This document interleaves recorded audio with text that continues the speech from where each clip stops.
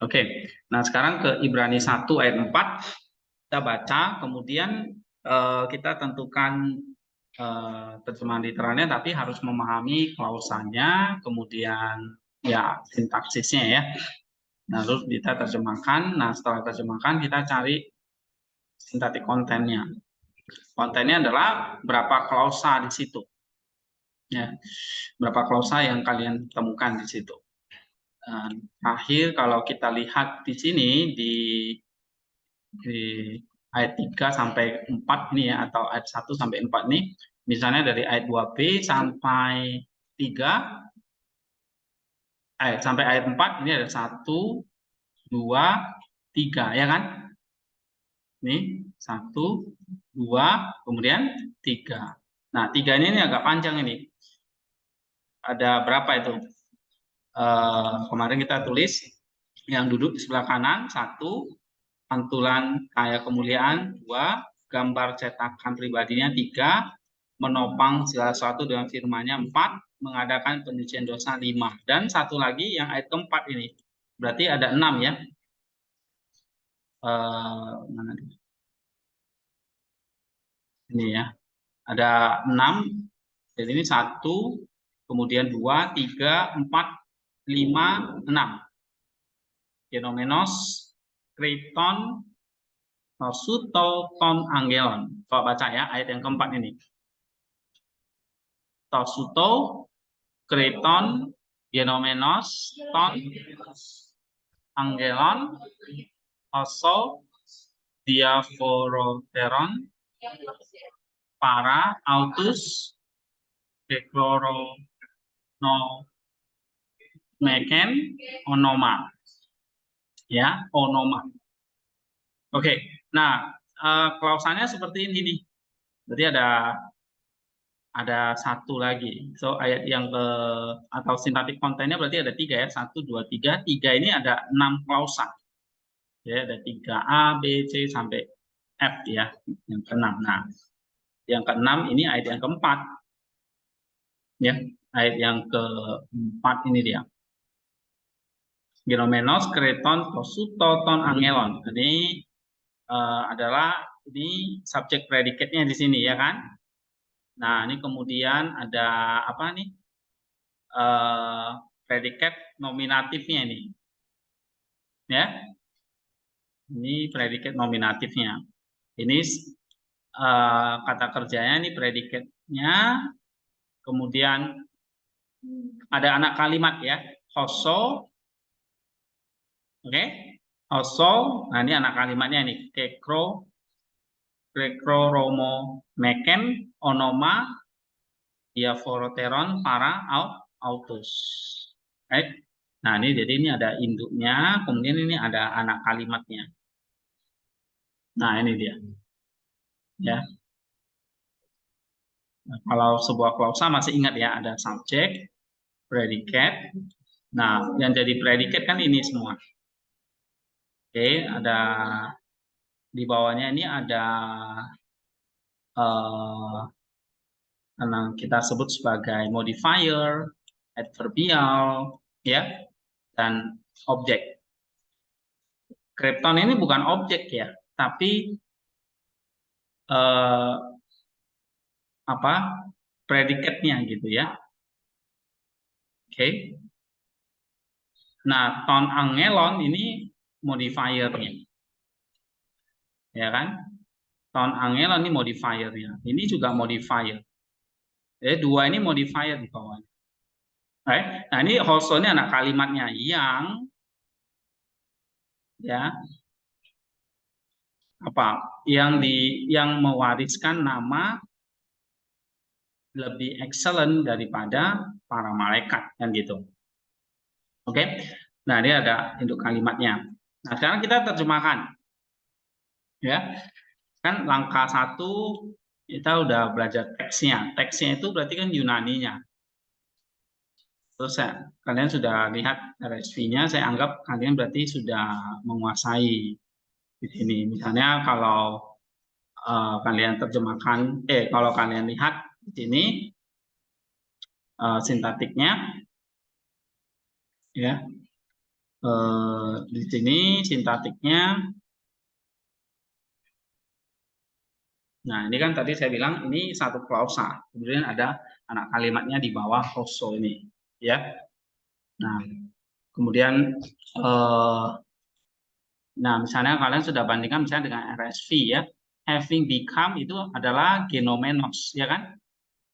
As much superior to angel. Nah, ini Kreton itu artinya as much superior, ini superiornya atau good di sini menjadi superior, tosoton jauh superior daripada para malaikat. Nah, kalian terjemahin gitu, ya. Nah, terjemahannya taruh di sini di terjemahan literalnya, ya. Nah, jadi apa? Eh, belajar terjemahin jadinya.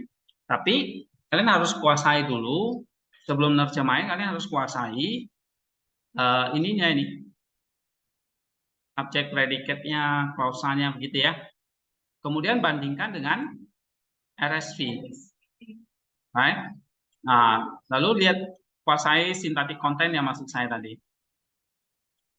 Oke, sintaktik kontennya eh, dari terjemahan literalnya. Tapi sebelum terjemahkan, eh, kalian harus kuasai apa? Ini tadi teks dan eh, apa? Sintaktik formnya, ya, bukan sintaktik konten, sintaktik formnya. Langkah kedua apa? Sintaktik form kan? Nah, kuasai ini dulu. Genomenos artinya apa? Kreton ini artinya apa? Gitu ya. Tosoton, angelon. Nah, oh ini ada kayak gini nih. Oh berarti ini anak kalimat ini. Nah, kalimatnya ini mulai lagi nih dari perfect ini, ya. Lalu objek. Ya, kalau ini anak kalimatnya ini berarti subjek predikatnya di sini kan. Ini objek. Terus bawahnya ini apa ini? Adverbialnya. Modifiernya kan. Ini modifier, ini modifier ini. Nah, setelah itu baru langkah ketiga kalian buat apa? Terjemahan literalnya. Nah, terjemahan literalnya berarti kalian bandingkan misalnya dengan RSV, ya. Misalnya RSV terjemahkan genomenos itu menjadi. Genomenos itu auris ya. Menjadi kreton itu superior atau better, much better, better ya kan? Atau di sini tinggi, lebih tinggi. Nah, beda-beda terjemahannya ya. Ada better, ada superior. Kalau New King James dia better ya. NAS better, New King James better, RSV superior. Kalau Indonesia tinggi. Nah, Crackdown itu artinya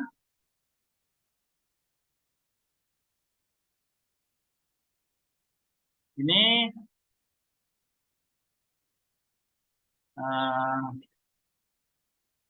Crackdown itu kalau kita lihat di sini artinya bisa artinya superior, better, ya.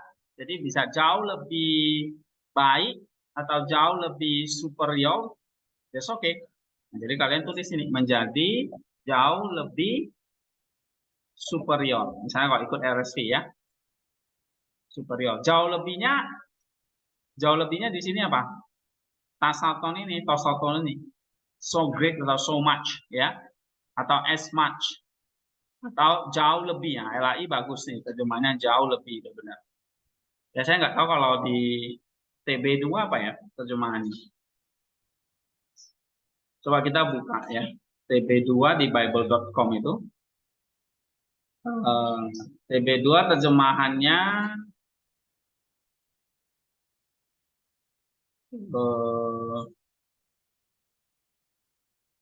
berani 1 ayat 4.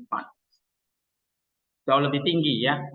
Dia tetap pakai kata tinggi. Oke. Tapi kalau lihat artinya di sini mayoritas terjemahan menerjemahkan jauh lebih baik. Ya kan? Atau baik boleh deh ini ya. Menjadi jauh lebih baik. Nah, terus perhatikan di sini jauh lebih baik daripada malaikat.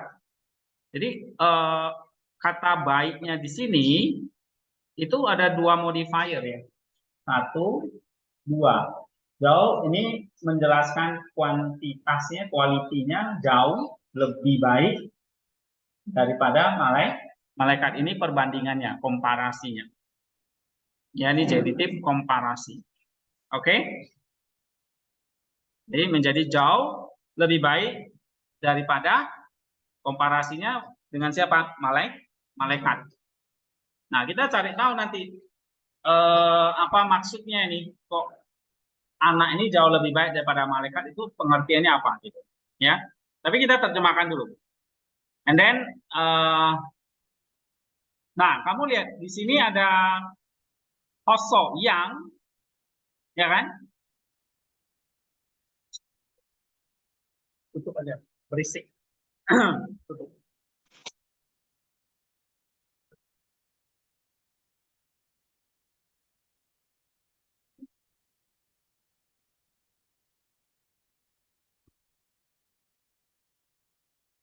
Ya, jadi jauh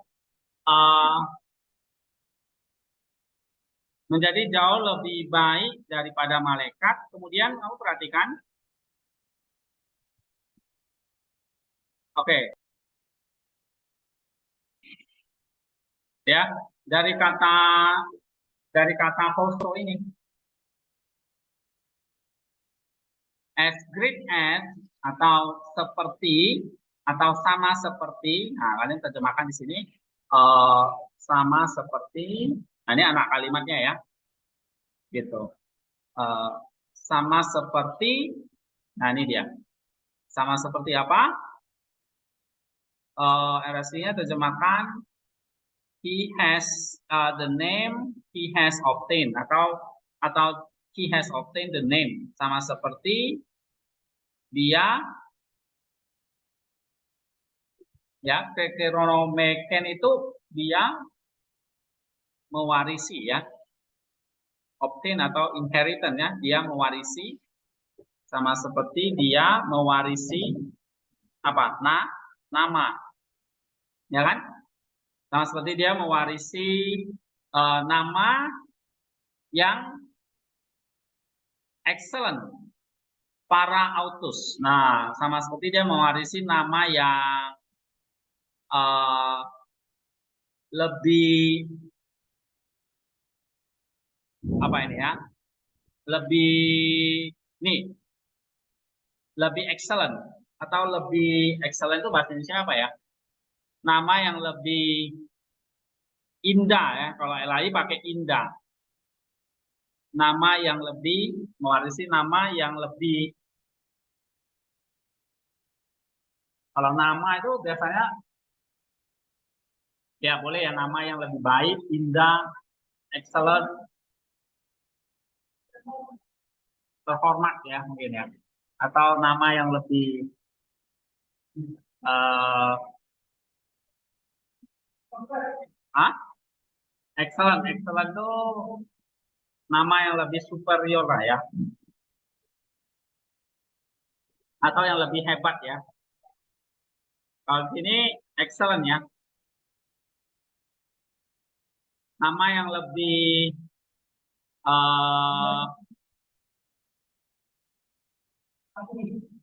alright, betul ya, nama yang lebih agung boleh. Oke, daripada mereka. Ya, autus itu mereka. Daripada nama mereka, gitu ya. Daripada nama mereka. Mereka itu maksudnya malaikat. Oke. Atau nama yang lebih agung. Kalau di sini boleh nama yang lebih beautiful lah, indah boleh ya. Nah, kayak lain lebih indah ya. Kalau di sini TB2 dia ganti istimewa ya. Dia pakai istimewa. Ya betul. Nama yang dikarenakan kepadanya jauh lebih istimewa. Mungkin kita di sini jauh yang nama yang lebih excellent, nama yang uh,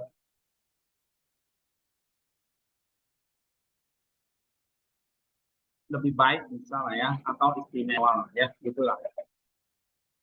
Istimewa nggak pakai H ya, daripada nama mereka. Nah ini udah ayat keempat.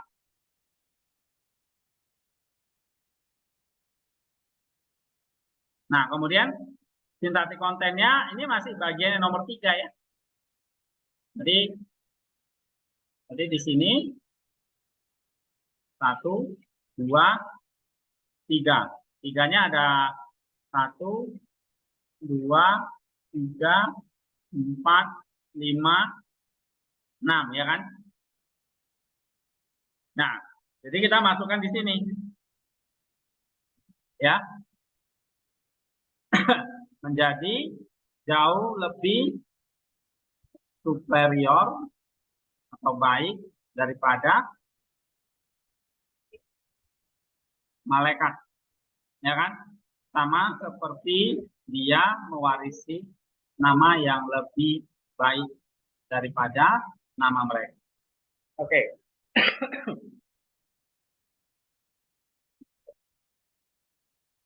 Nah,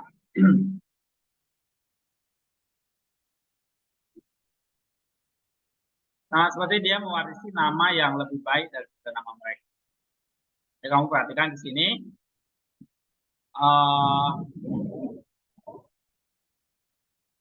Diaperoteron ya. Excellent.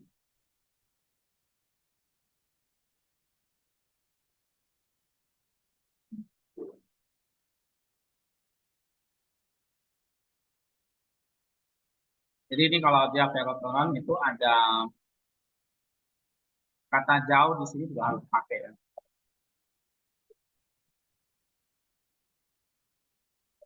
Ya. Jauh lebih istimewa daripada nama mereka atau lebih baik daripada mereka.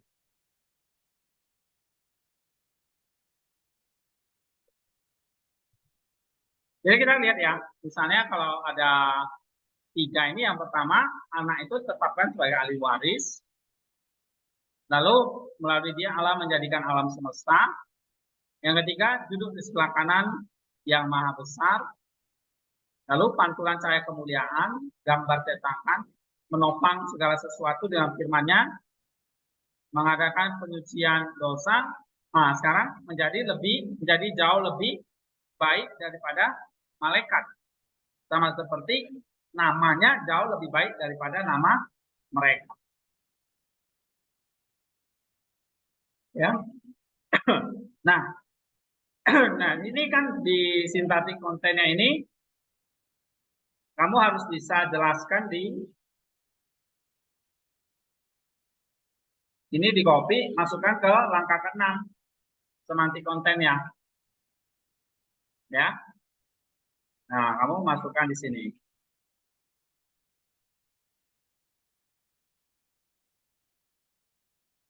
Oke. Nah, ini yang kalian mau kerjakan ini. Nanti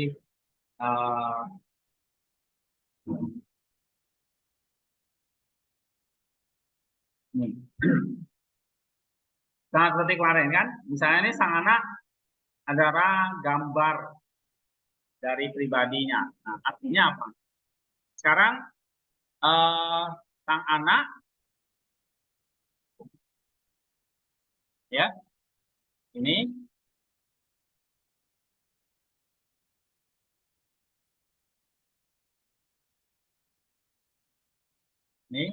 sang anak itu host kan ini kan, yang ini kan sang anak ini. Sang anak itu genomenos kreton tototo to angelon. Nah, artinya apa ini? Tugas kita adalah mencari tahu. Sang anak itu menjadi jauh lebih superior atau baik daripada malaikat. Sama seperti dia mewarisi nama yang jauh lebih baik daripada nama mereka. Berarti yang pertama kalian pikirkan secara deep structure-nya ini.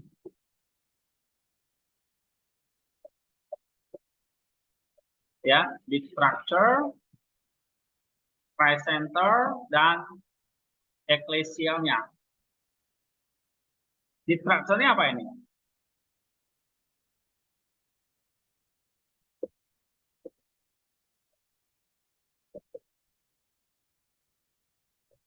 Deep structure-nya apa artinya sang anak itu jauh lebih baik daripada malaikat?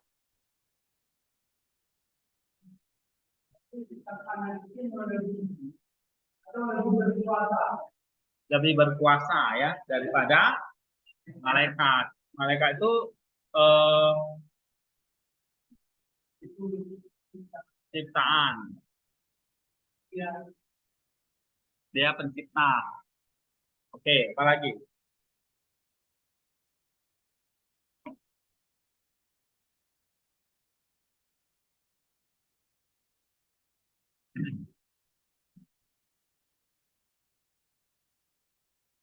Apa lagi?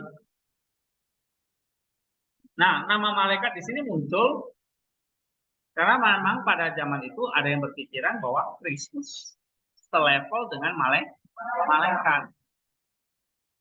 Atau dia malaikat yang paling tinggi gitu. Padahal Kristus bukan malaikat. Ya. Oke. Nah, kalian tuliskan aja di sini sang anak ya.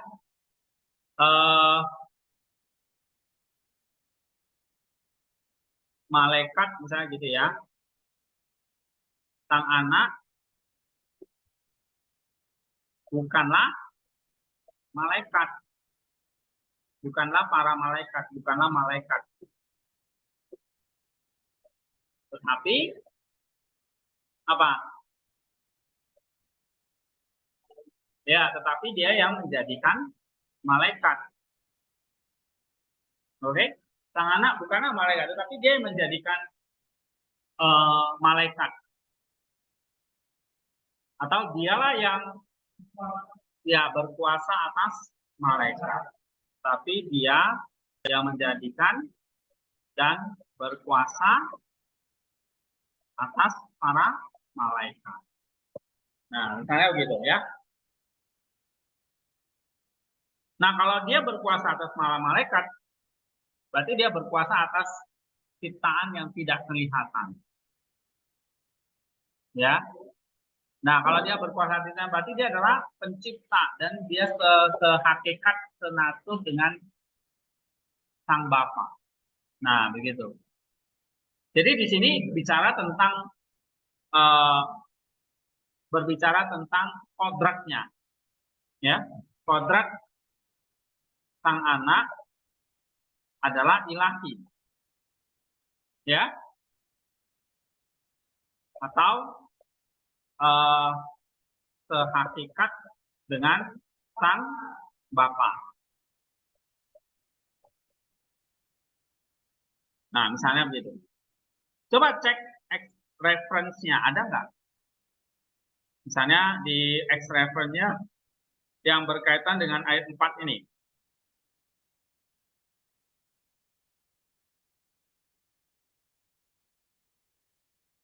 Ada ya, misalnya Efesus 1 ayat 21. Coba baca.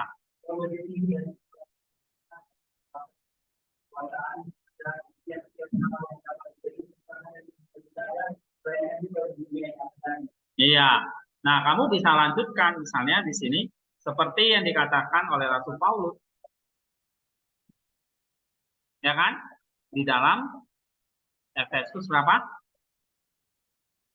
1 ayat 21. Nah, kamu bisa ngutip dia. Coba kita baca ya. Sekali lagi baca sekali lagi.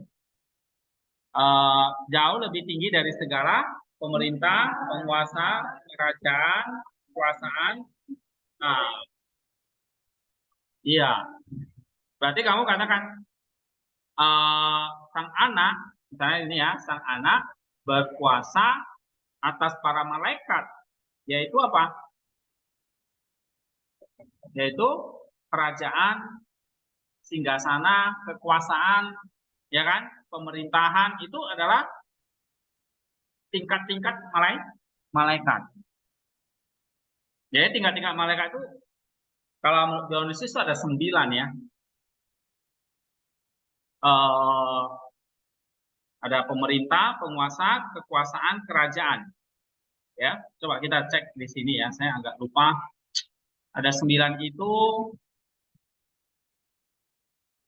Jadi ada malaikat, terus ada malaikat agung, terus tingginya lagi nanti ada pemerintah, ada penguasa, nanti paling tinggi itu eh, mungkin tahta ya, tahta itu yang disebut tahta oleh Rasul Paulus. Ya, coba kita lihat di sini ya. Saya ada waktu itu ada tulis, tidak salah. Ada yang masih ingat nggak? Malaikat.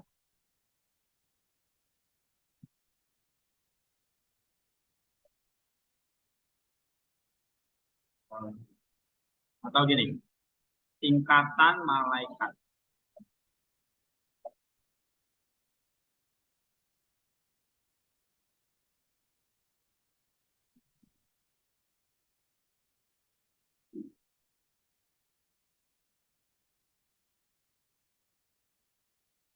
Em,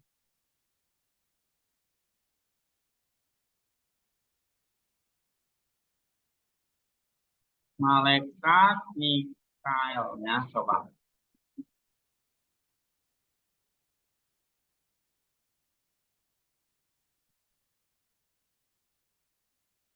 Nah, kalau di sini di dalam Efesus itu ada berapa tingkat nih?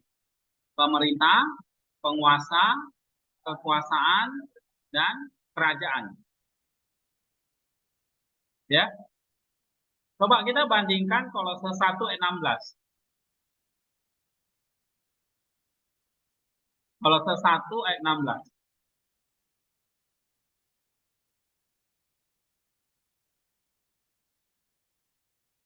Jadi ada uh, rule, authority, power, dominion. 4 ya. Kalau Kolose 1:16 ada throne, sorry ya, throne, berarti itu apa itu? Kerajaan, singgasana, kerajaan, pemerintah, dan penguasa, power. Jadi dia ada di situ throne, dominion, principality, power. Ya,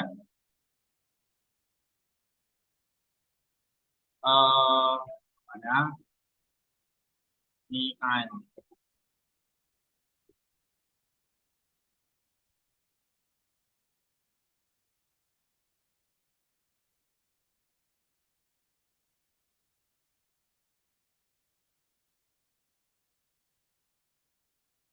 para malaikat Allah ini ya, coba kita lihat ya. Nah, ini Kristus di atas ini ya.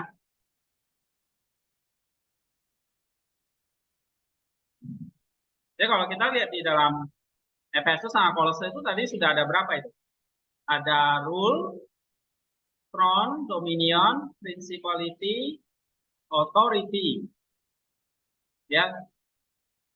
Nah, sebetulnya ada 9 ini ya dari Dionysius. Oke, ya. Dionysius dari Areopagite ya mengatakan ini ada 9 jenjang malaikat.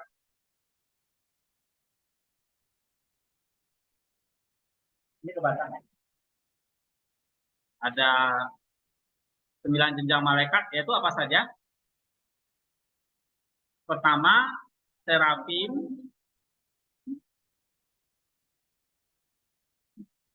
oke, yaitu uh, serafim bersayap 6, kerubim bermata banyak. Nah, ini singgasana. lalu kekuasaan, lalu kekuatan, kebajikan, kerajaan, penghulu malaikat, dan malaikat. Jadi malaikat ini yang paling bawah. Baru penghulu malaikat. Penghulu malaikat itu seperti Gabriel, Mikael ya. Lalu ada namanya kerajaan. Nah, kerajaan ini disebutkan di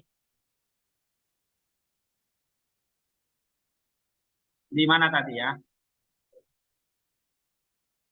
Di Kolose ya. Oke. Istilahnya di sini dominion ya. Oke. Dominion. Nah, atau di sini istilahnya kuriotetes ya. Jadi kalian harus tahu nih apa kalau dikatakan Yesus lebih superior daripada malaikat itu maksudnya Yesus lebih superior dari 9 tingkat tadi itu.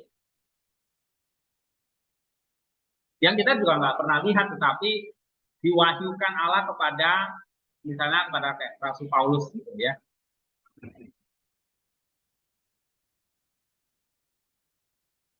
Tuh, ini udah berisik ya. Nah ini ya, ada berapa derajat nih? 1, 2, 3, 4. Di lampu.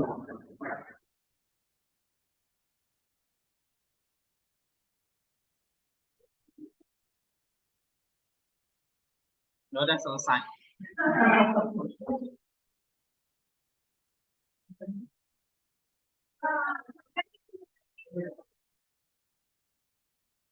Oke, ada yang lain. Tapi kalian lihat di my box saja deh ya. Kalau satu itu ya, bisa nggak nyalain?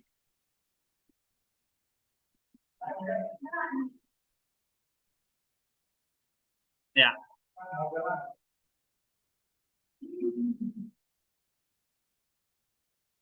Nah, ini ada 4 tronoi. Itu berarti diterjemahkan apa? Tahta ya, atau singgasana. Ya, tahta atau singgasana. Kemudian kuriotetes, ini kerajaan atau dominion. Lalu arkai, arkai ini diterjemahkan pemerintah, ya, atau principalities, principalities, ya. Kemudian exousian, authority, atau di sini kekuasaan. Nah, kamu coba bandingkan dengan Dionysius tadi, ada namanya singgasana. Berarti tadi singgasana apa? Tahta tadi yang kita sebut sebagai Kronos. Oke? Kemudian kekuasaan. Kekuasaan itu di sini apa? Diterjemahkan ini ya.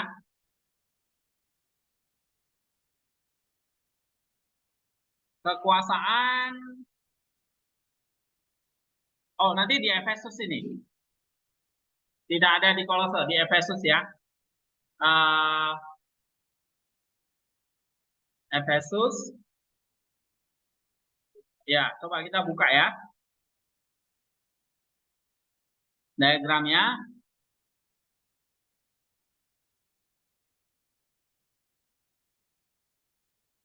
Nah, ini.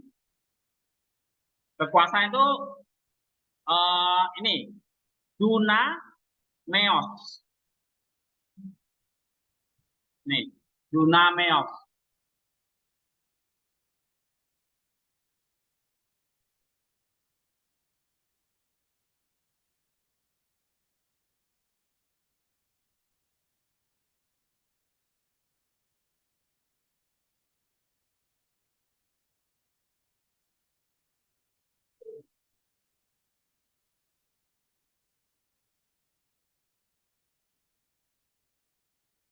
Nih ya, nah supaya bisa bandingkan.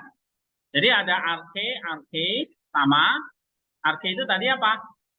Diterjemahkan apa? Pemerintah, pemerintahan. Ya, oke. Terus ada exousias. Di sini juga ada exousias ya, kekuasaan.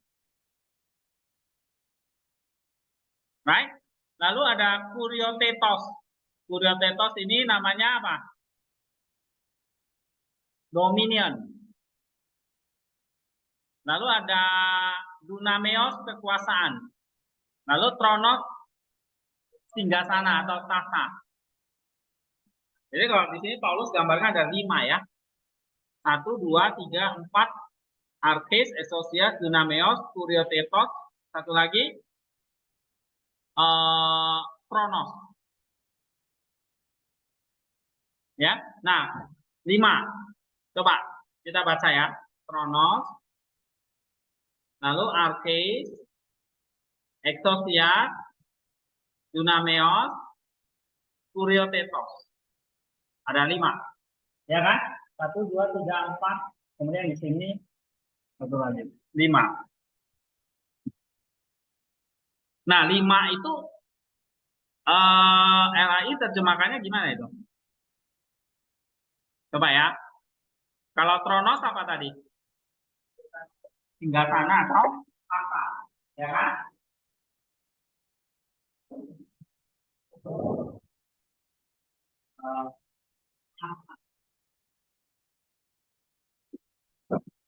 Kalau hingga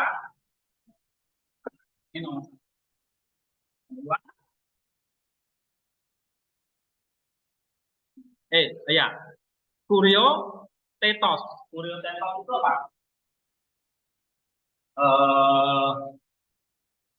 Kekuasaan ya. Bukan.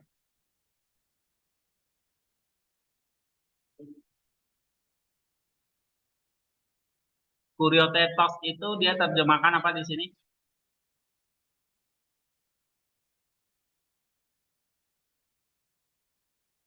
Kekuasaan, benar.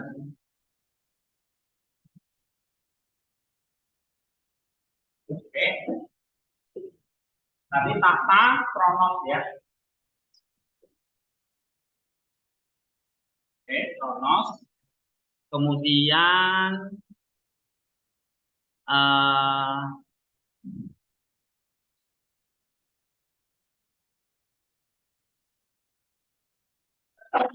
oke, kita ini dulu ya, supaya nggak bingung. Kalau 1:16 dulu.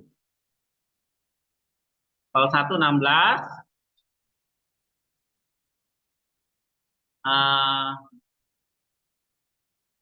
mana sih?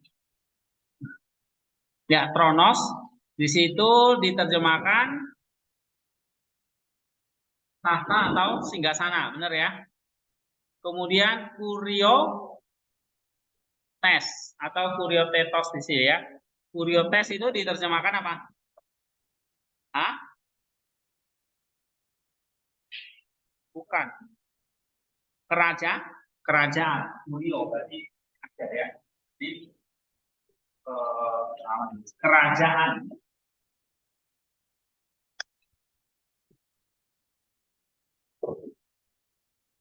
Selama ini kita baca kita nggak tahu maksudnya apa. Ternyata itu jenjang malaikat. Ya kan? Kurio tes ya. Kurio tes. Oke.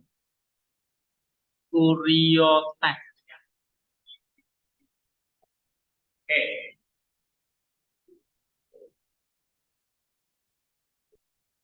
Kuriotes. Nah, itu kerajaan nantinya.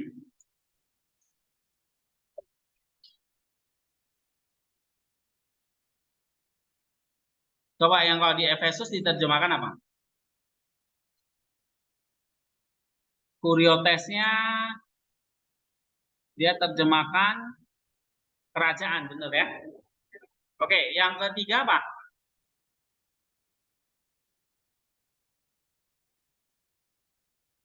Uh, Arkai atau arke. Arke itu diterjemahkan apa? Pemerintah. Benar nggak pemerintah ini? Non dominion principality ya. Principality itu diterjemahkan pemerintah. Atau ini prinsip. Ini kerajaan Kuriotes. Atau di sini RSI terjemahkannya apa? Dominion ya. Dominion. Kalau ini tahta singgasana dia terjemahkan apa? Tron. Dari kata tronos ya. Oke. Jamak ini semua ya. Kalau kamu lihat tuh, bentuknya jamak semua ya. Tronoi jamak ya, maskulin plural. Berarti memang malaikat ini jumlahnya sebanyak mungkin miliaran ya, kayak manusia juga. Saya nggak tahu berapa jumlahnya. Ya, sebanyak manusia itu kayaknya mungkin ya. Tronoi, Kuriotetes itu juga jamak, Archai itu principalities atau pemerintah kalau LAI terjemahkan ya. Saya nggak tahu kalau TB2 apa ya. Coba kita cek ya. Kolose 1:16.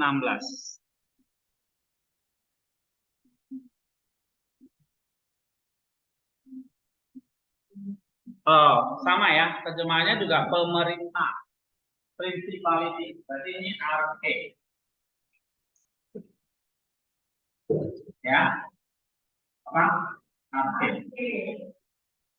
Lalu yang keempat apa?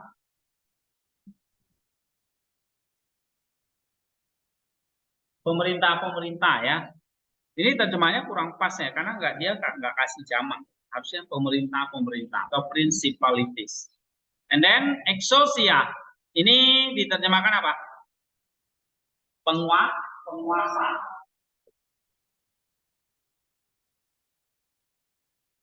Atau bahasa Inggrisnya apa? Authorities. Ya, authority.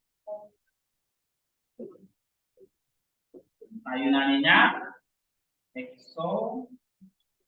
gimana tulisannya? Exosia ya. Oke, ini ya. Ada 4. Lalu kita ke Efesus 1:21.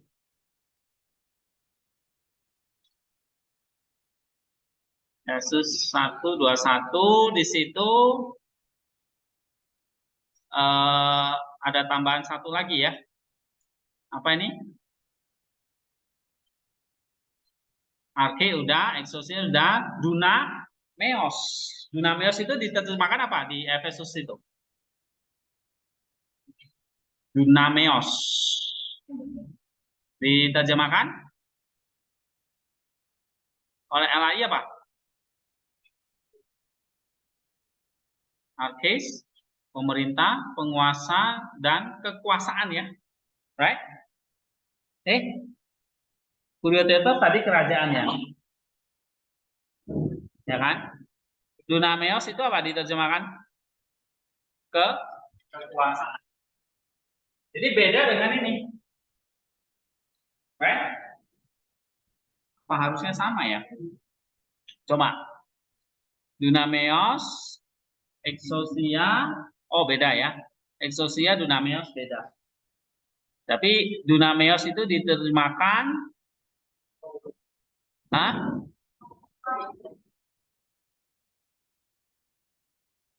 authority. Arches itu diterjemahkan apa? Arches diterjemahkan rule ya. Di sini juga bisa artinya rule ya. Oke. Rule. Nah, ini terjemahannya rule. Baru exousia apa? Prinsip. Oh, salah ya. Saya. Exousia itu authority. Ya, benar ya. Tapi RAI-nya terjemahkannya benar, authority ya. Right. Rule authority. Kalau RAI terjemahkannya apa? Penguasa. Alright, betul ya. Nah, sekarang dunameos. Dunamis dari kata dunamis. Berarti yang 5 ya. Di situ diterjemahkan apa? Power atau kekuasaan. Jadi penguasa dan kekuasaan beda lagi nih. Kekuasaan atau power, ya kan? Ini apa? Dunamis ya. Nah, itu 5 itu. Kemudian kuriotetos tadi sudah, pantafonomatos. Oke. Nah, ada 5. Kalau kita bandingkan dengan Dionysius, pertama ada namanya Serafim, itu paling tinggi. Kemudian apa lagi? Kerubim. Baru yang ketiga Singgasana. Nah, Singgasana itu maksudnya ini tahta. Ya. Baru kekuasaan. Ini dunameos. Baru kekuatan. Kekuatan ini adalah exousia, penguasa. Exousia ya. And then kebajikan. Kerajaan. Nah, ada 2 ini tambahan. Ini kita harus lihat di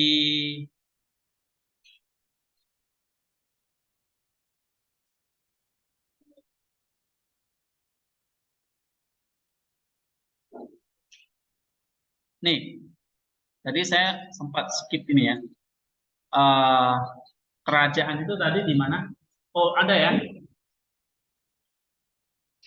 Kerajaan itu berarti apa? Kuriotes. Kebajikan ini nggak ada ya. Jadi kalau itu yang ada di Kolose dan Efesus ini singgasana, kekuasaan, kekuatan, kerajaan. Terus apa lagi?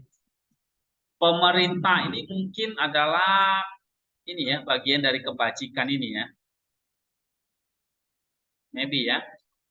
Ini harus lihat Indonesia Yunaninya sih. Oke, baru ditambah lagi, ini ada 5 ya, terus ditambah lagi apa? Serafim, kerubim, penghulu malaikat, dan malaikat. Jadi ada 9. Nah, serafim dan kerubim ini, serafim itu bersayap 6, kerubim bermata banyak. Kebajikan ini mungkin adalah ini ya, pemerintah ya, principality.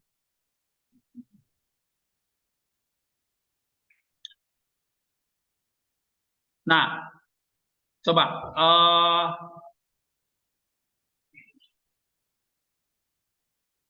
pemimpin dari semua malaikat itu adalah apa? Penghulu malaikat Mikael. Jadi pemimpin dari malaikat itulah namanya penghulu malaikat atau archangel. Ya, nah, pemimpin dari semua penghulu malaikat itu yang paling tinggi siapa? Mikael. Ya. Nah, kalau kita lihat ceritanya itu Mikael tuh setara dengan si penghulu malaikat yang jatuh yang bernama bintang timur disebut Lucifer. Nah, Lucifer itu memberontak terhadap Allah, menarik sebagian malaikat bersamanya pada kebinasaan. Maka Mikael yang pemimpin malaikat itu berdiri berseru di hadapan para malaikat yang setia. Ya, mari kita perhatikan, mari kita berdiri tegak, mari kita berdiri dengan rasa takut. Dan semua malaikat surgawi yang setia berseru, kudus, kudus, kudus Tuhan Allah Sabaoth, langit dan bumi penuh dengan kemuliaan-Mu. Ini kita bisa baca dalam Yesaya itu ya. Nah, penghulu malaikat itu ada dalam Yosua 5, 13, 15, Yudas 1 ayat 9. Coba kita buka Yudas 1 ayat 9. Yudas 1 ayat 9. Coba baca. Tetapi penghulu malaikat Mikael mengenai Maria Musa tidak berani menghadapi iblis itu dengan kata-kata, tapi berkata kiranya Tuhan. Oke, nah di situ ada satu jenjang lagi namanya archangel. Ya, jadi selain 5 ini, kemudian ada penghulu malaikat.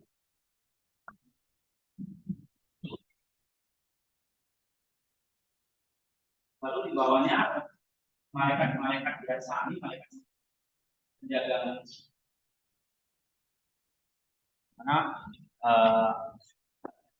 nanti kalau salah orang itu mati, meninggal, nah malaikat itu yang menuntun jiwa orang itu. Tapi ada para pemimpin dari malaikat yang disebut penghulu malaikat. Nah, salah satunya adalah Mikael. Tapi penghulu malaikat itu bukan hanya Mikael ya, ada juga namanya siapa lagi? Lucifer itu yang sudah jatuh. Yang ini, Gabriel. Ya, kemudian ada namanya Rafael. Kemudian Uriel, Salatiel, Segudiel, dan Barakiel. Jadi ada 7 penghulu malaikat. Mikael, Gabriel, Rafael, Uriel, Salatiel, Segudiel, dan Barakiel. Ya. Nah, Mikael itu dalam bahasa Ibrani artinya dia yang seperti Allah atau setara dengan Allah. Nah, ini yang disalah dimengerti, kiranya Mikael itu adalah Kristus itu. Nah, makanya Paulus di sini mengatakan bukan. Kristus itu bukan Mikael. Dia jauh lebih tinggi daripada Mikael atau penghulu malaikat. Bahkan jauh lebih tinggi daripada serafim. Jadi dari 9 jenjang malaikat itu yang paling tinggi ya serafim itu, yang paling dekat dengan Allah. Ya. Baru di bawahnya kerubim. Kerubim itu yang bermata banyak. Misalnya ikonnya itu seperti ini ya. Ini para malaikat, ini archangelnya, ini kan ada mata seperti ini, kerubim namanya. Ya. Bersayap 6 itu serafim. Ya. Nah ini ada kerubim. Ini para yang bersayap 6 itu serafim namanya. Ya, nanti kalian bisa cek ikonnya. Nah, seperti ini kira-kira ya. Oke, ini kerubim namanya. Yang bermata banyak. Coba baca ini.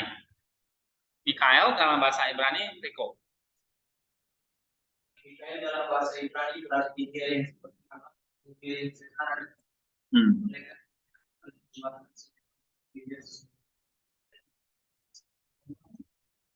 Iya. Terang musik di tangan kirinya batang ranting paling tinggi. Di bagian atas tombak ada bintang lilin salib merah.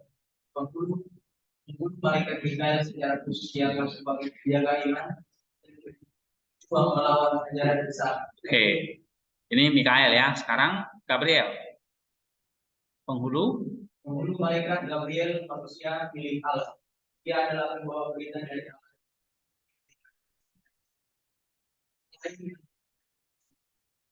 Dia digambarkan tangan kanannya memegang bendera dengan hatinya lancar dan tangan kirinya sering jas hijau. Iya.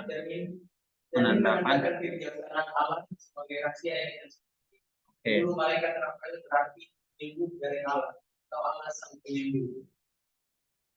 Malaikat Rafael digambarkan yang membawa ikan yang ditangkap dengan tangan kanannya dan memegang pasti tadi di tangan kiri. Bulu malaikat Uriel. Ini di surat kitab 3 Esdras ya. Terus dia digambarkan memegang pedang melawan Persia. Bulu malaikat Salatiel berarti Perantara Allah dalam surat 3 ayat 15. Dia digambarkan dengan wajah dan pegang tangannya di dalam baju dua. Itu malaikat Segudiel, seperti pemulia Allah. dia digambarkan bahwa mahkota berupa emas di tangannya dan jangan berkali tiga di tangan kirinya. Penghulu malaikat para dia berarti dia digambarkan dengan tangan di dadanya. Guru malaikat Ezekiel berarti dihormati sebagai pemberi inspirasi dan kebangkitan pikiran mulia yang mengangkat manusia diri kepada Allah. Oke, 3 Esra 4:3 ya. Nah, itu nama-nama penghulu malaikat. Nah, kita mesti tahu ya. Nah, ini para malaikat ini diperingati setiap tanggal berapa ini ya? Ignatiusnya tanggal 8 September ya. Iya, November, 8 November. Bukan. 11 Agustus. Ini tanggal berapa ini?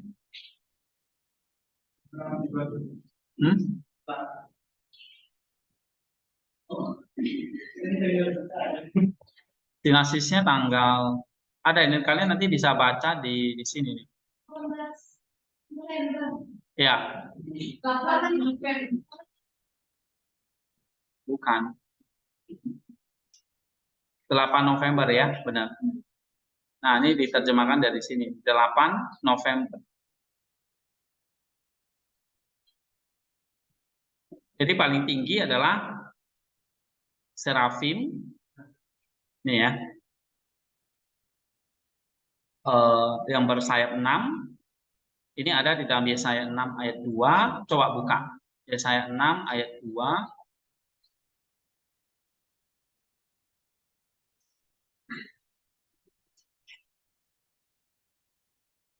Baca Yesaya 6 ayat 2.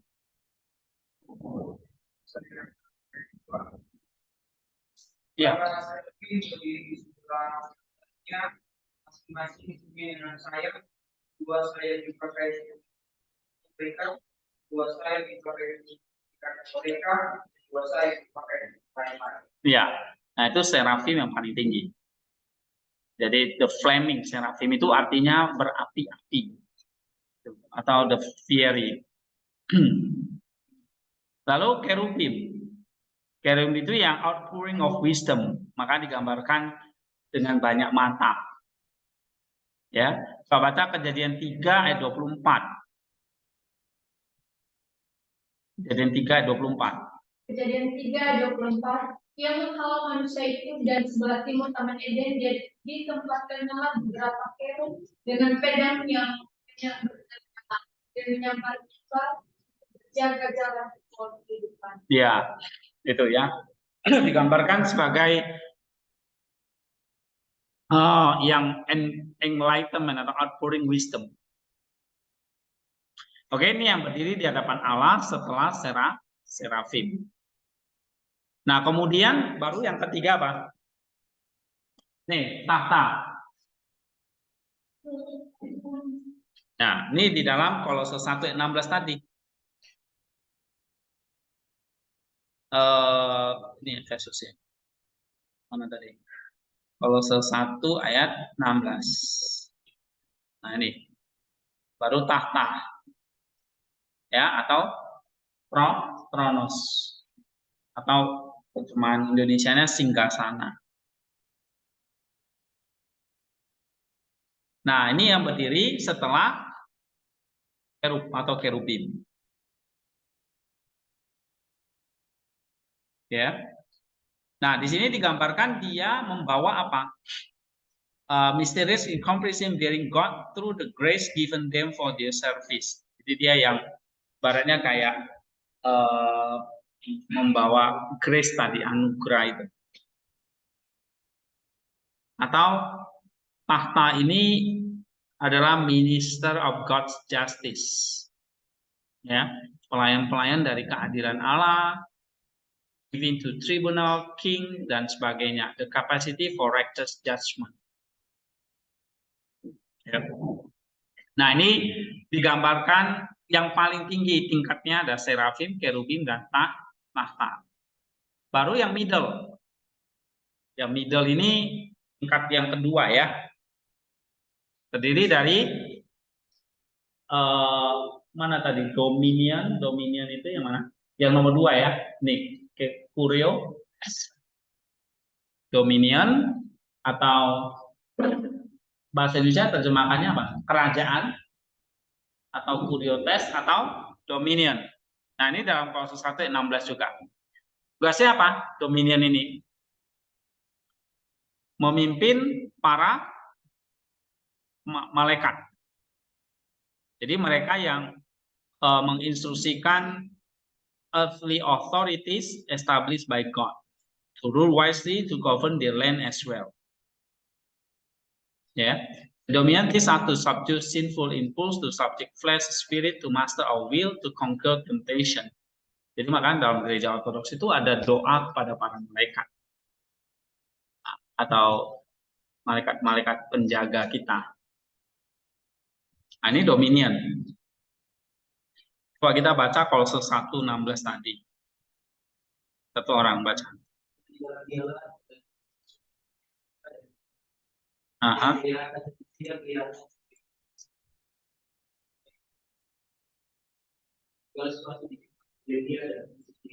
Iya, jadi dominion itu diciptakan oleh dia dan untuk dia. Nah, diciptakan untuk Kristus. Berarti dia melayani Kristus. Nah, ketika Kristus melayani kita, menyelamatkan kita, maka para malaikat ini juga berperang. Nah, gitu loh ceritanya. Ya, cuma memang kita nggak bisa melihat dengan mata kita. Kemudian setelah dominion apa? Power atau kekuasaan. Coba kita baca di dalam 1 Petrus 3 ayat 22. 1 Petrus pasal 3 ayat 22. Yang duduk di sebelah kanan Allah setelah yang naik ke surga sesudah segala malaikat, kuasa dan kekuatan ditaklukkannya. Iya, ini adalah yang kita sebut sebagai kekuasaan ya, powers. Tugasnya adalah memenuhi kehendak Allah, ya. Mereka mengerjakan miracle dan memberikan anugerah kepada para saints, ya, para orang-orang suci yang menyenangkan Allah. Nah, ini seperti dikatakan dalam 1 Petrus 3 ayat 22. So, kita baca lagi ya. 1 Petrus 3 ayat 20. Ya, coba baca sekali lagi. Mana ya? Petrus. Ya. Duduk di sebelah kanan Allah, dia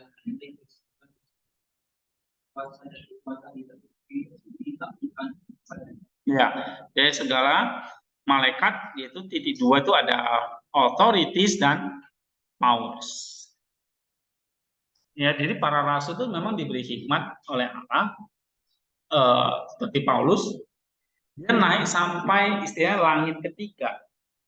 Langit ketiga itu langit pertama itu adalah langit pertama itu berarti kerajaan setan ya, kerajaan maut. Langit kedua ya langit ini bumi. Baru langit ketiga inilah langit alam malaikat. Langit alam malaikat. Makanya Paulus bisa menggambarkan alam malaikat itu seperti apa dengan istilah-istilah tadi. Oke. Nah, ada 5 ya yang dia gambarkan. Lalu ditambah dari kitab Perjanjian Lama itu ada tadi dari Kejadian, dari Yesaya itu ada serafim, kerubim, ya kan? Kemudian dari Yudas itu ada penghulu malaikat, kemudian ada malaikat-malaikat biasa, angels. Nah, jadi totalnya jadi 9. Nah, ini yang ditangkap oleh Dionysius ya, karena dia pelajari surat Paulus itu sudah ada 5. tambah Petrus ini juga sama ya. Petrus itu mengatakan apa di sini? Exousian dan dunameos. Exousian, sosial itu nih, otoritas kan? Dunameos berarti kekuasaan. Nah, ditambah kerubim, serafim, penghulu malaikat, yaitu Mikael dan satu lagi malaikat. Jadi ada 9 ya. Nah, di sini dijelasin lebih simple. Jadi kalau misalnya middle angelic itu adalah dominion, powers, kemudian authorities. Authorities ini berarti yang di dalam Kolose tadi ya. Ada nggak? Itu ya. Authorities berarti exousia atau penguasa. Nah, apa fungsinya? Yaitu memiliki otoritas atas si jahat. Ya, jadi kalau kita mau mencegah atau menolong kita dari kuasa-kuasa si jahat, nah ini ada namanya jenjang malaikat yang disebut si penguasa. Authorities. Ya, jadi ini melindungi kita dari serangan si jahat, temptation, godaan, mencegah si jahat membahayakan orang-orang. Oke, dia juga menopang para petapa atau asketik, menuntun mereka, menolong mereka di dalam perjuangan menghadapi pikiran-pikirannya. Jadi kalau kamu diserang pikiran-pikiran jahat, nah ini ada otoritas yang bisa menolong. Ya, oke. Terus yang lowernya apa? Baru ada principality, yaitu para pemerintah. Ya, baru di bawahnya lagi archangel, inilah penghulu malaikat, baru angel, para malaikat.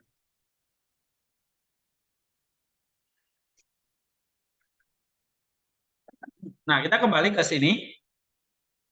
Jadi kalau di sini sang anak bukanlah malaikat, tetapi dia yang menjadikan dan berkuasa atas para malaikat, yaitu apa? Kamu tuliskan ini 9 jenjang ini. Nah, misalnya ayatnya di mana saja Christ Center-nya? Tadi ada Efesus, Kolose, ya kan? Terus satu atau 2 Petrus tadi? 1 Petrus ya. Dan di mana lagi?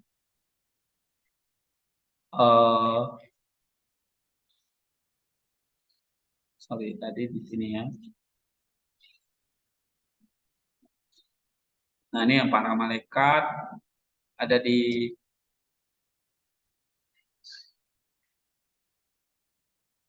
Yudas ya tadi ya. Yudas berapa? Para malaikat misalnya Yudas 9 itu ya. Yudas 1 ayat 9. Kemudian ada kitab Tobit ya dan sebagainya. Ini kalian bisa catat ya. Atau kalau enggak kalian ambil di buku ini aja ada. Jadi kalau misalnya serafim di Yesaya 6 ayat 2, kemudian kerubim ada di Kejadian 3 ayat 24. Oke? Nah, jadi kalian tuliskan di sini lengkap 9 jenjang malaikat. Nah, Kristus berkuasa atas mereka. Ya. Nah, terus kita lihat apa yang dikatakan oleh Church Fathers di sini. Coba kita baca Chrysostom dulu ya. Misalnya ada di homili 2, poin 2 ya. Ini dia. Coba baca. Iya, Yemi Magdalene. Ia katanya jauh lebih baik daripada malaikat-malaikat karena ia memperoleh bagian yang lebih mulia daripada mereka. Dijadikan di sini bukannya ditampakkan seperti yang dikatakan orang. Lalu dari apakah dia beralasan dengan penuh percaya diri dari nama? Apakah kita melihat bahwa teman yang benar dan memang jika ia bukan anak yang sejati dan yang sejati tidak lain adalah dari dia. Bagaimana ia dapat bernalar dengan keyakinan dari hal ini? Karena jika ia karena dia bukan saja tidak lebih mulia daripada para malaikat, tetapi bahkan lebih rendah daripada mereka. Bagaimana? Karena orang-orang benar juga disebut anak. Dan nama anak, jika bukan anak kandung, tidak dapat menunjukkan keutamaannya. Ketika dia juga akan menunjukkan bahwa ada perbedaan dan ciptaannya. Dengarkanlah apa yang dia katakan. Oke, ini ada sambungannya sebetulnya ya. Ayat 5 itu kan dikatakan gini. Siapakah di antara malaikat itu pernah ia katakan, engkau telah kuperanakan pada hari ini, dan aku akan menjadi bapaknya dan ia akan menjadi anak. Jadi ayat 5 dan seterusnya itu menunjukkan bahwa Kristus itu memang lebih tinggi daripada para malaikat. Ya, tapi kita nggak bahas ini. Nah, ayat 4 ini dikatakan kata Kristus dia jauh lebih baik daripada malaikat. Ya. Kenapa? Karena di sini alasannya kalau kita baca di ayat ini tadi, nah ini dia punya nama, dia mewarisi nama yang jauh lebih excellent daripada nama para malaikat. Tetapi nama itu bukanlah nama yang oleh karena anugerah. Kalau kita kan karena anugerah. Tetapi Kristus anugerah itu sendiri, gitu. Itu maksudnya Chrysostom ya. Sehingga kalau anak ini terjadi dapat nama anak ini karena anugerah, ya tidak lebih mulia daripada para malaikat. Ya. Oke, ini kata Chrysostom ya. Satu lagi coba kita baca di sini. Ya, baca. Karena ini Mak. Karena yang ingin membawa saudara kecil ke suatu tempat yang tinggi, bahkan sampai ke puncak surga. Ia melakukan hal ini dengan dan secara bertahap. Menuntunnya ke atas melalui tangga-tangga dari bawah. Kemudian ketika ia telah menempatkannya di tempat yang tinggi dan menyuruhnya untuk melihat ke bawah dan melihatnya menjadi bingung dan pusing. Ia memegangi anak kecil itu lalu menyuruhnya ke tempat yang lebih rendah dan membiarkannya untuk menarik nafas. Kemudian ketika ia telah pulih, ia menuntutnya ke atas lagi dan menurunkannya lagi. Demikianlah Paulus yang diberkati itu melakukannya, baik terhadap orang-orang Ibrani maupun di mana-mana. Setelah ia mempelajarinya dari dunia, karena ia pun melakukan hal yang sama. Kadang-kadang ia membawa para pendengarnya ke tempat yang tinggi dan kadang-kadang ia menurunkan mereka ke bawah dan tidak membiarkan mereka tinggal terlalu lama di sana. Oke, coba lagi. Lihatlah dia bahkan di sini dengan beberapa langkah dia membawa mereka ke atas dan menempatkan mereka di dekat puncak agama. Dan kemudian atau pernahkah mereka menjadi bening dan dilanda pusing? Bagaimana dia membawa mereka ke bawah dan membiarkan mereka menarik nafas berkat dia berbicara kepada kita dengan anaknya dan dia tetapkan sebagai pewaris segala sesuatu.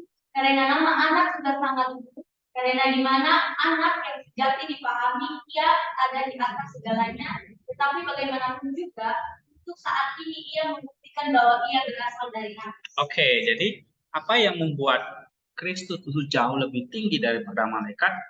Karena nama yang dia sandangnya itu nama anak. Memang kadang-kadang nama anak itu kayak di bawah gitu ya. Namanya anak. Tapi nama anak yang disandang itu bukan karena anugerah. Kalau kita kan anak Allah, anak juga kan, tapi karena anugerah. Gitu. Kalau Kristus, nama anak Allah itu, anak itu ya kadang-kadang mungkin kayak bawah gitu ya. Nah kata Kristus. Tapi dia menyandang nama anak Allah oleh kodrat, bukan oleh anugerah. Nah, kamu bisa catat di sini. Misalnya, apa yang bisa kamu simpulkan dari Krisostom?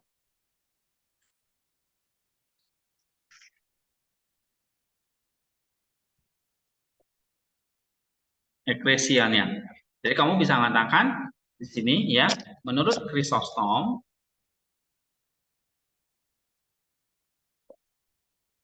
oke, sang anak lebih tinggi, jauh lebih tinggi dari para malaikat, oleh karena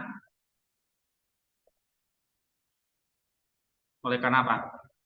Oleh karena nama yang disandang. Nah, itu ringkasannya kira-kira gitu ya.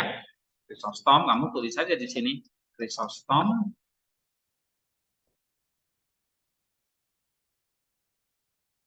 eh, homili berapa ini? Homili Ibrani, homili 2 ya. Homili 1 dan 2. Nah, dari Ibrani.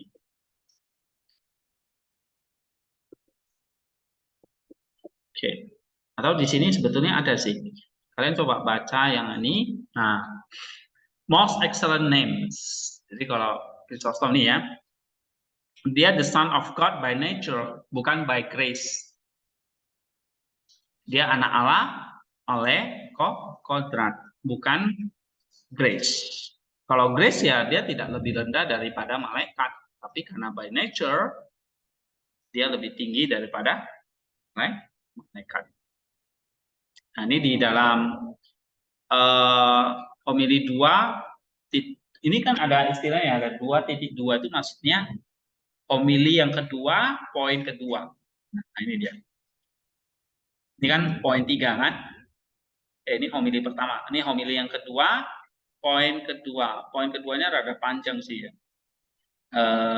Karena tadi kan ada nih ya poin kedua ini. Nah, ini kan dia menjelaskan tentang tadi ya karakter, gambar, tentang penyucian dosa ini ada di sini. Tapi yang kita bahas kan tentang malaikat tadi ada di nih. Nah, ini khusus ayat 4. Ya. Jadi by nature nih. Dan ini dari Chrysostom ini juga nih. Tadi yang dibaca Yemima yang ini. Nah, tentang anak tadi. Nama anak ini tadi ya. Jadi di homili 1.3. Homili 1.3 tadi yang ini ya. Poin 3. Terus yang dibaca Yemima ini tadi sampai sini ya. Harusnya tadi masih sampai sini nih.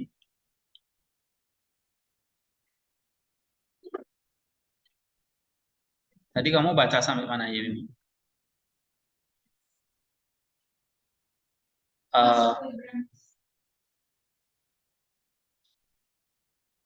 Ini ya, berasal dari atas ya.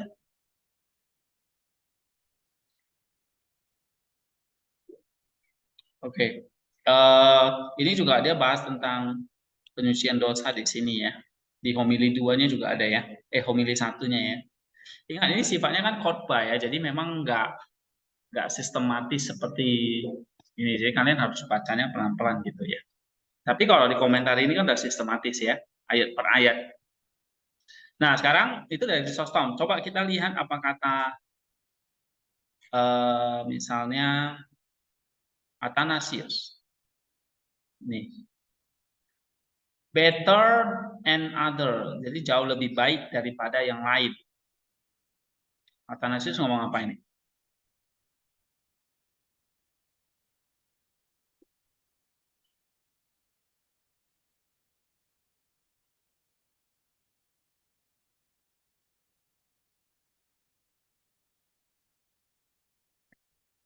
Both in the first before us, then and should have ascribed the word better to the Lord. Which better and other than original things, for better is the sacrifice through him, better the hope in him, and also the promises through him. Not merely great as compared with small, but the one different from the other in nature, because he who conducts this economy is better than things originated. Nah, ini artinya ngerti nggak? Jadi dalam Kristus itu jauh lebih baik daripada malaikat. Lebih baik itu dalam hal pengorbanannya, pengharapannya, janji-janjinya, ya. Tentu dia akan lebih baik daripada yang lain karena ini adalah tindakan ekonomi, tindakan keselamatan dia. Nah, ini kata Athanasius. Jadi dalam Kristus jauh lebih baik dalam hal apa? Dalam pengorbanan, dalam keselamatan, dalam pengharapan, dan dalam janji-janji gitu. Ini kata Athanasius ya. Oke, kemudian Clement.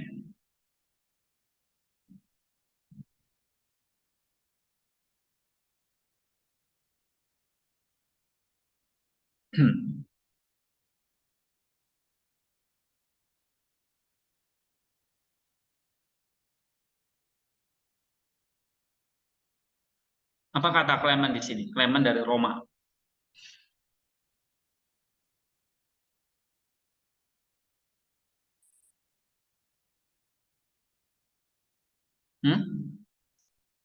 Jadi kalau Kristus jauh lebih baik daripada malaikat, Kristus itu the highest priest of offering, imam besar kita, penolong, protektor, pelindung dari kelemahan kita,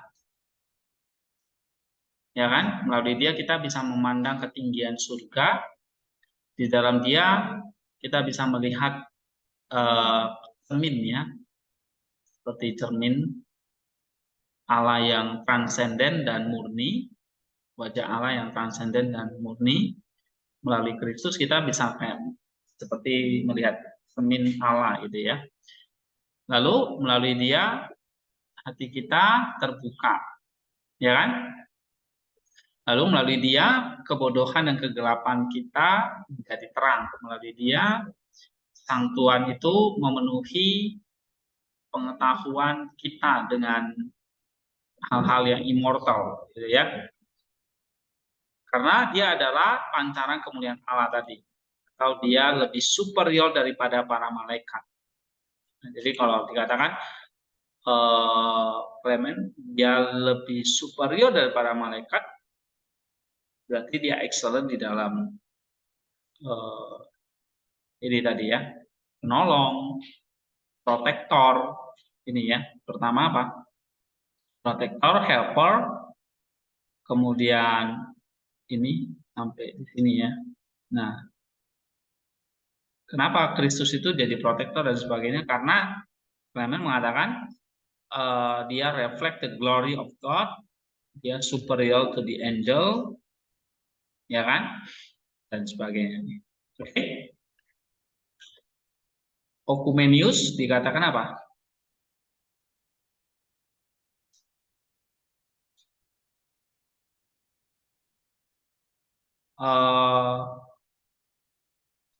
He pronounced all things inferior. Jadi semua yang di bawah Kristus itu takluk kepada dia. Ya. Undertaking his reign, he pronounced all things inferior. Kemudian Athanasius sudah Theodoret. Apa kata Theodoret? Lebih superior daripada malaikat, artinya apa di sini? Hah?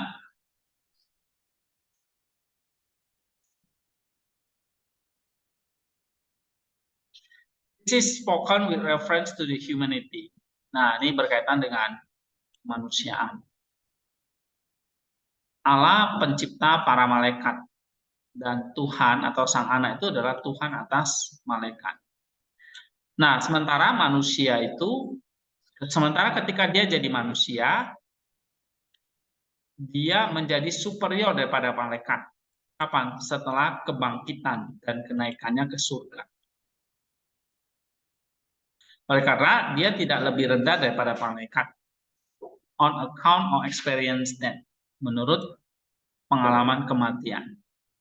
So just as he was less than angel as man, since they have an immortal nature, whereas he endured the patient. Jadi karena Yesus jauh lebih mulia daripada malaikat, karena apa? Malaikat kan nggak punya tubuh, right? Kristus memiliki tubuh, sehingga dia bisa mengalami apa? Mengalami atau mengexperience kematian. Dan malaikat kan nggak bisa mati, benar nggak? Karena malaikat nggak punya tubuh, malaikat itu roh. Roh itu nggak bisa mati, kekal adanya. Sedangkan Kristus jauh lebih mulia, dia katakan di sini apa?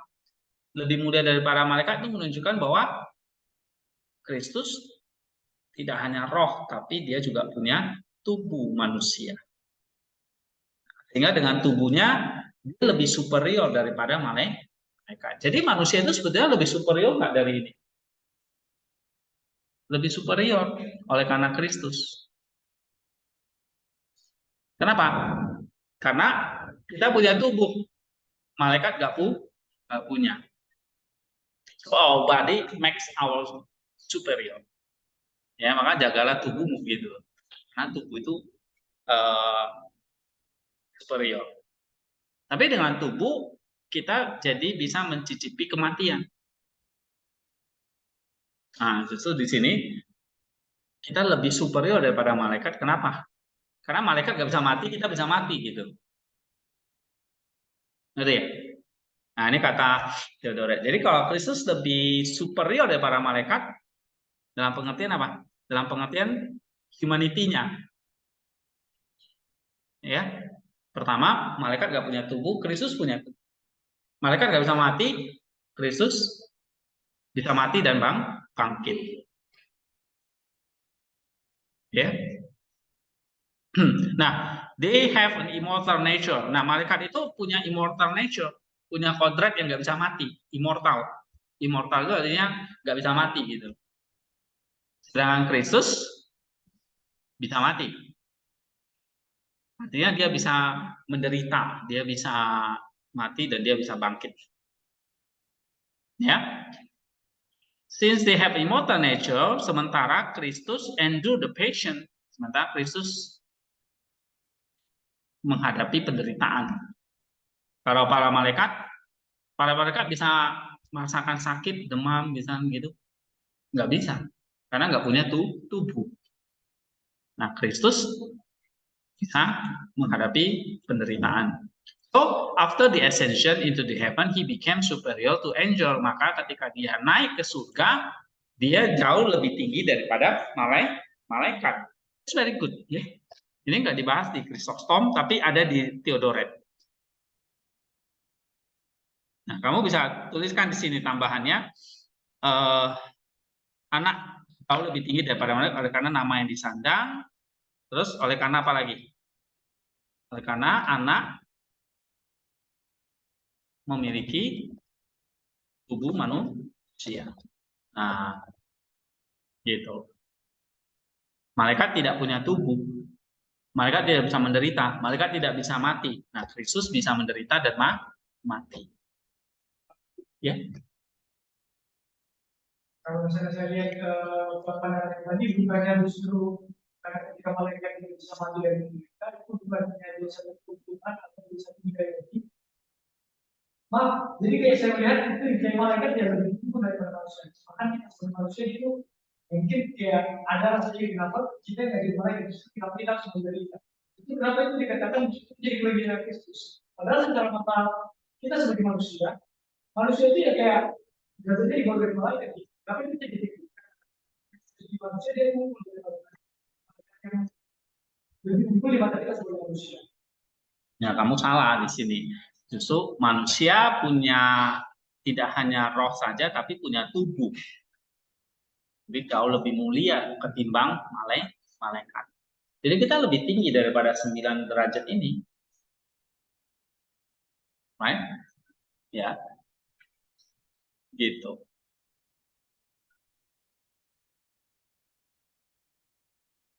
Nah, apakah kematian dan kebangkitan Kristus itu juga untuk para malaikat yang jatuh?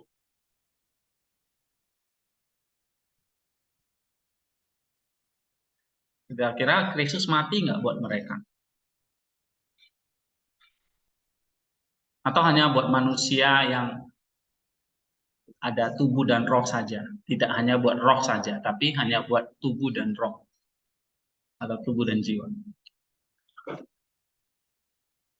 Nah, ini nanti coba ya baca apakah Kristus mati juga buat para roh-roh jahat itu.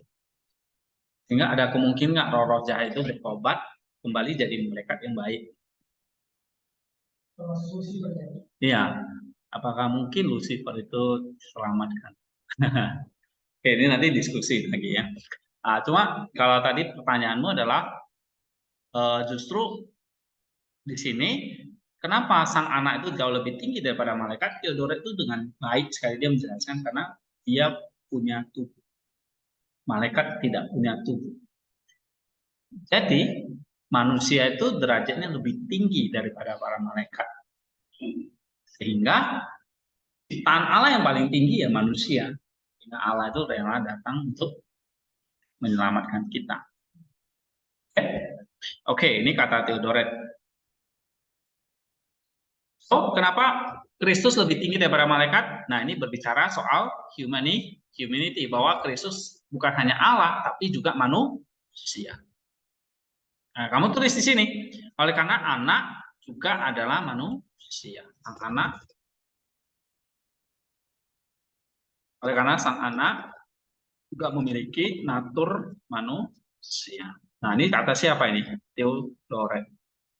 Oke, Theodoret dari mana ini?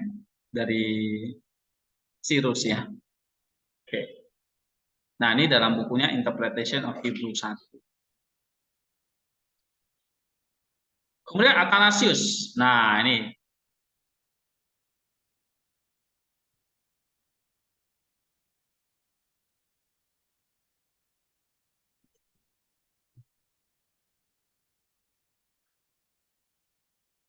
ya, dikatakan prophet, minister, and the law was spoken by angels. The Son to came on earth in order to ministry. Jadi ini berkaitan dengan para malaikat itu melayani manusia, tapi Kristus jauh lebih tinggi dari malaikat. Berarti Kristus apa? Jauh lebih melayani daripada malaikat. Jadi berkaitan dengan minister ini, pelayanan. Nah, ini ya menarik kan? Kemudian Rasul Paulus mengatakan dia jadi lebih superior daripada malaikat, maksudnya menunjukkan bahwa apa? Sang anak melayani jauh lebih tinggi daripada malaikat. Karena malaikat diciptakan untuk melayani Allah dan manusia. Jadi kalau Yesus lebih tinggi daripada malaikat, berarti pelayanan Yesus itu jauh lebih excellent ketimbang pelayanan atau ministry dari malaikat. Nah, ini kata Athanasius ya.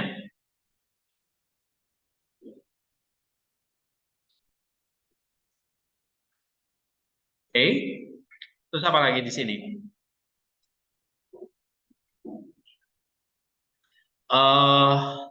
Become greater, more honorable ya. Di sini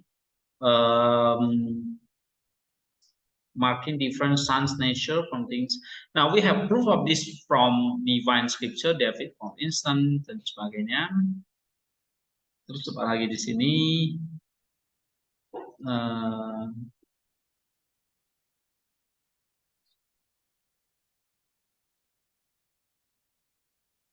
Nah, ini soal nature ya. Jadi kalau jauh lebih tinggi daripada malaikat, itu menunjukkan bahwa kodrat Yesus itu lebih daripada malaikat.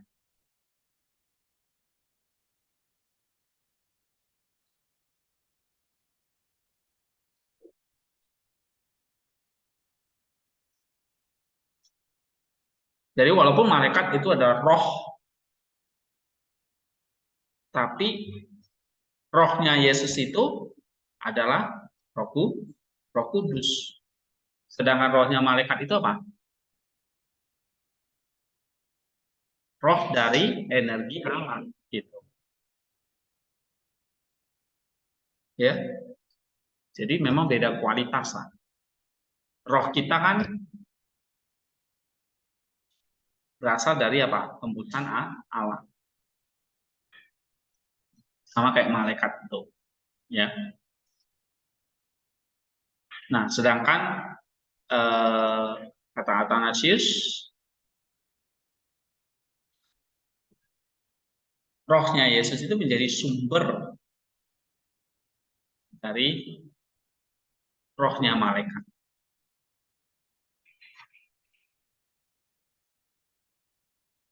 Ya, nah ini dia. Jadi ada 2 poin di sini ya. Yang pertama soal pelayanan minister, yang kedua soal nature, ya nature. Alright. Nah, ini 1 poin. Jadi kalau ditanya apa artinya sang anak menjadi lebih superior daripada malaikat? Jadi kalian bisa research ya, bisa baca ayat-ayat, kemudian bisa baca bab gereja, nah, jadi tahu artinya. Oke? Nah, ini kalian sempurnakan. Nanti jadikan sebuah paragraf yang baik ya. Ada kayak ide utamanya, kemudian ada evidence-nya, lalu ada komentar kalian gitu ya. Dan ada semacam kalimat penutupnya. Oke, untuk Ibrani mungkin jadi kita udah berapa contoh nih yang saya kasih? Ya, 5 ya. Berapa ini? 1, 2, 3, ya ada 5 atau 4 ya kan? Untuk cara mengerjakan semantik kontennya. Ya. Nah, minggu depan kita akan coba bikin langkah yang ke-7, yaitu bikin apa? Dari penjelasan di atas ini kan kita harus turunkan jadi apa? Ringkasan ya kan? Ringkasan itu adalah apa? Konsep teologisnya. Jadi yang kalian tulis gitu panjang di atas ini harus kamu bisa meringkas jadi sebuah konsep. Nah, ini kalau di dalam jurnal itu namanya temuan atau hasil. Ya. Nah, berarti apa ide utamanya? Lalu ide-ide pendukung. Nah, saya mau kalian coba buat Ibrani 1 ayat berapa, kita sudah mulai kemarin ayat 1 sampai 4 ya kan? Nah, apa ide utamanya? Kemudian coba buat ide-ide pendukungnya. Ya. Oke, atau kalau enggak 2B sampai 4 dulu deh. Yang ini. Latihan ya. Yang ini. Ayat 1 sampai 2A, atau kalau enggak ini aja 2B sampai 4 tentang sang anak. Jadi kayaknya kalau bikin ide utamanya apa ini? Sang anak. Ya kan? Lalu ide pendukungnya apa nih? Konsepnya. Nah, tentu harus sesuai lagi di sini.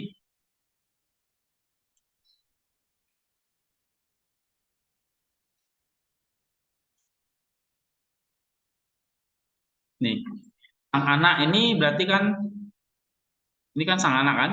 Nah, berarti 1, 2, 3. Ya kan? Gitu. Di konsepnya, ide utamanya sang anak, ini kan doktrinnya ini ya. Atau ini disebut dengan doktrin. Sang anak itu berarti apa? 1, 2, ini ada 1, 2, 3. Gitu. Nah, tapi ini bentuk ringkasan gitu. Ya, sintaktik kontennya udah jelas nih. 1 sebagai ahli waris. Berarti sebagai ahli waris itu maksudnya apa? Lalu menjadikan alam semesta. Nah, kan kamu sudah tulis ini kan?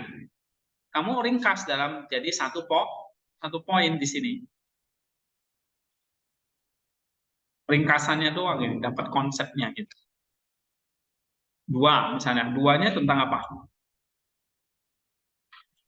Allah menjadikan alam semesta. Kamu kan udah jelasin.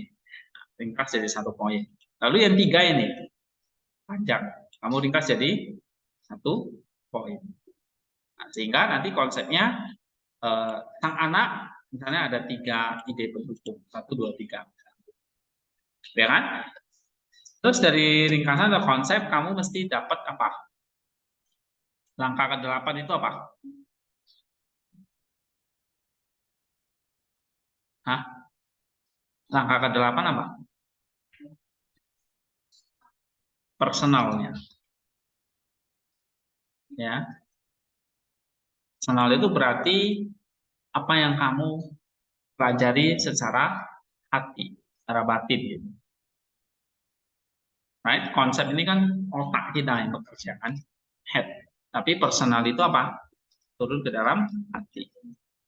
Baru kamu bikin obedience-nya. Ya kan? Ketaatannya. Lalu kamu buat terakhir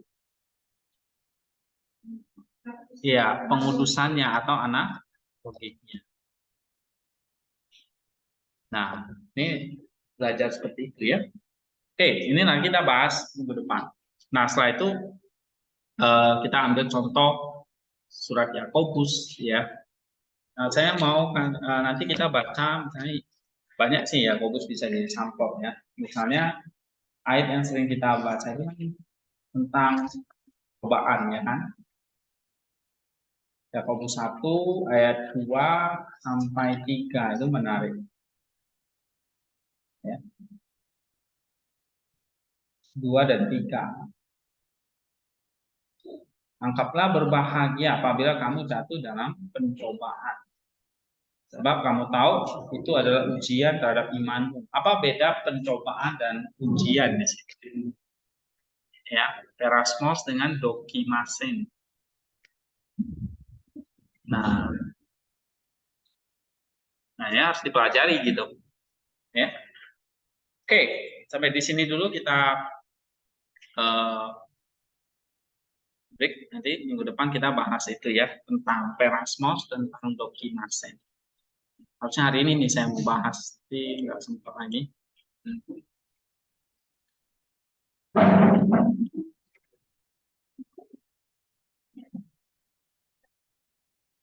Oke, kita break dulu 5 menit, nanti setengah 4 kita masuk lagi.